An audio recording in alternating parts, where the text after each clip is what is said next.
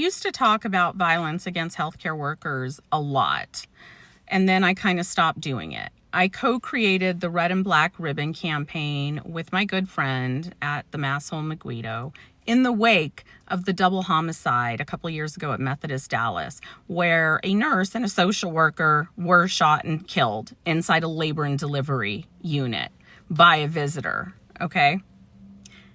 And I talked about it every day, and I have playlists with tons and tons of examples, and I kind of got tired of it because I'm like, nurses are complacent. Nurses just want to complain about it at the nurses station in the break room and then never actually take a stand, so I stopped reporting on a lot of it. But make no mistake, it continues to be a daily occurrence. And this week has been a prime example. So let's go through some of this and then we'll circle back, okay? Yesterday, we had the awful savage attack at HCA Palms West Hospital where the nurse was beaten by the patient, okay?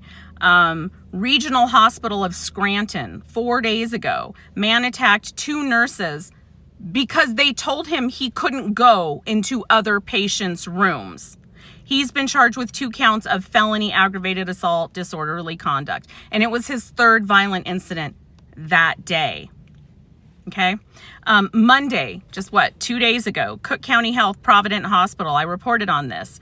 An ER doctor was stabbed in the chest in the ER, and another healthcare worker was also stabbed. I also reported on the Froder, Menominee, Falls Hospital in Wisconsin, where the visitor assaulted 2 nurses because they wouldn't give the visitor a doctor's note, an excuse to get out of work so that they could come visit someone in the hospital. And then 4 days ago, Vacaville Medical Center, a man brought a handgun in and shot himself in the lobby. That's not even all of them, and that's just in the last 4 or 5 days. It's overwhelming. It's truly a daily occurrence, all right? And so you've got to do something. If you're a healthcare worker, if you love a healthcare worker, if you think you or someone you love might ever be a patient in the hospital, you need to get involved and just stop talking about it. You need to be writing your legislators. You need to be supporting the legislation. You need to take actionable events, right? Do something. One thing you can do is start wearing a red and black ribbon. You guys, it used to just be a fabric ribbon when we first created this. And then you guys said, no, that's not enough. We need to be able to wipe it down.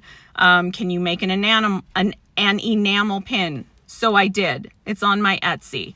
And then you said, can you make a badge reel? I don't want to wear a pin. So I did. It's on my Etsy. And then you said, can you make stickers? So I did. It's on my Etsy. And I'm working on other stuff that you guys have asked for. But it might seem like a silly little thing, like what's a ribbon going to do?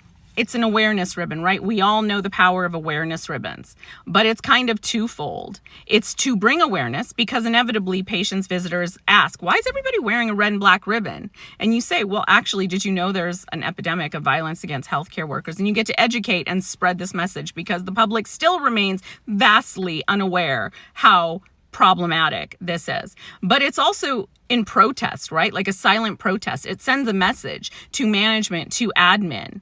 If every one of their employees are wearing some sort of a red and black ribbon, you don't think they're going to notice? You don't think that's going to send a clear and undeniable message that we are not tolerating this anymore? We, as your employees, are entitled to basic safety measures, to safe working conditions, and you are obligated to provide that.